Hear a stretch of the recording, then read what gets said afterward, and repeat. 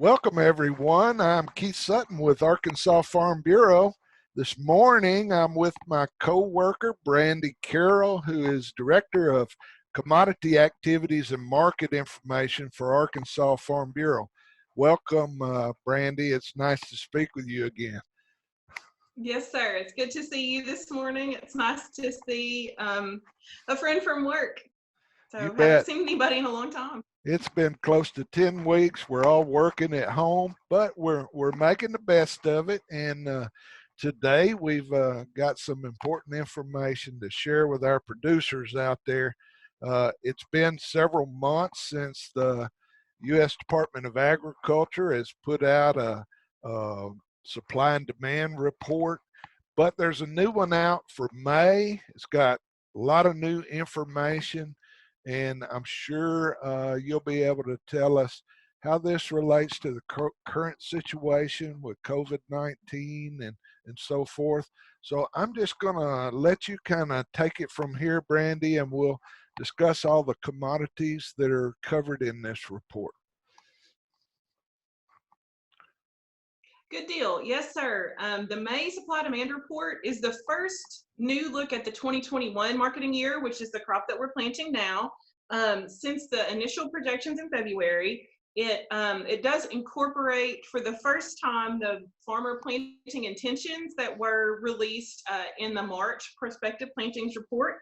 And this is also the first time that we've really seen them put into context what COVID-19 had the potential impact for, particularly ending stocks for 1920, how it's impacting demand right now, and how that will then carry over into the 2021 marketing year. So. Well, let's start. There's actually a little bit of good news when we take a look at rice. Let's start there and talk about rice and what's in the report about rice. Sure. Last year's crop for rice was was historically small. We had a much smaller acreage. A lot of that was due to weather. We just could not get the crop in Arkansas and across the Mid-South, and so that meant that our crop was very small. Now for 2021, we're expecting to see a 17% increase in production year over year. But I don't think, that wasn't really unexpected. Demand for rice has not been impacted the same way that it has been impacted for some other crops that we'll talk about later, because rice is a food staple throughout much of the world.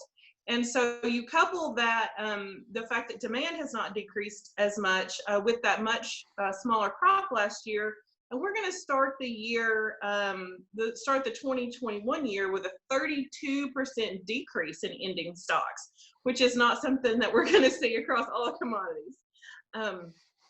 And so, that does help to offset the expected increase in production.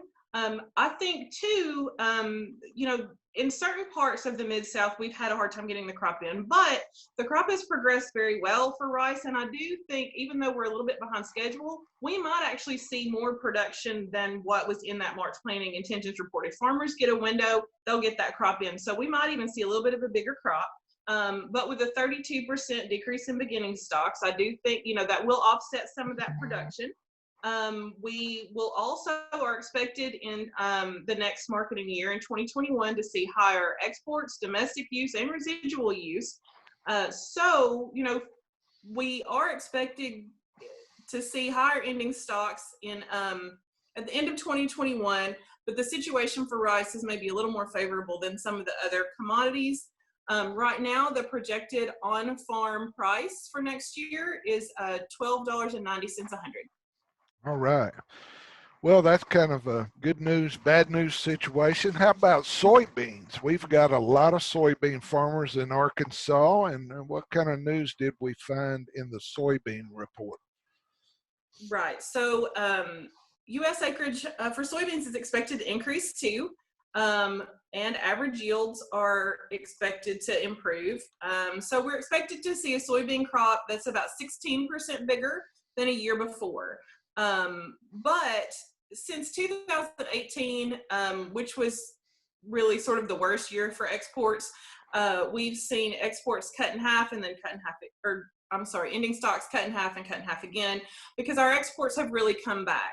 So next year, we are supposed to see exports of over 2 billion bushels again, with the expectation that China will return to the market, due to the favorable trade deals and, those sorts of things that have been worked out. And so we are looking at the end of 2021, a stocks to use ratio, that's only 9.4%, which is much better. At the end of this year, it's expected to be 15%, and the year before, 23% in 18-19. So we're working through those soybean stocks, or expected to continue to work through the soybean stocks in 2021, and hopefully that will help move things along for soybeans. So that's good news for our soybean farmers, that maybe some of that trade will help that market for them. We're glad to hear that. We certainly looking forward to that. And next on the list is cotton. There may be some more revisions that are noted, but tell us about cotton. Sure. In terms of production, farmers are surveyed very early in the year, January, February, early February, for that March planting intentions report. And then COVID happened, and demand for cotton, cotton thread, cotton fabric, for cotton around the world dropped 90%. Wow. Because all the mills had down. And so, you saw cotton futures lose 25% of their value in a matter of a few short weeks. And so I think it's possible that farmers would have an opportunity to revise their planting intentions down. The National Cotton Council does their own survey, but at about the same time that USDA does theirs. So, their survey said 13 million acres. USDA survey said 13.7 million acres across the country. We may see that, we may not see farmers plant that much.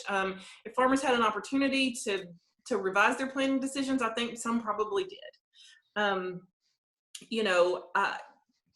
Futures have recovered a little bit from their lows, which is good news, but there's still still a long way to go. The current forecast has supply for this coming marketing year up 7.4% over last year, because of a lot of that has to do with demand, and then ending stocks carrying over into this year. And at the end of 2021, our stocks to use ratio is projected to be 40.7%, which is not great, and is expected to keep prices suppressed for a while. The average price for next marketing year is right now projected at only 57 cents a pound. Wow. Well, how about corn? Corn's the final one of the commodities that we want to discuss here.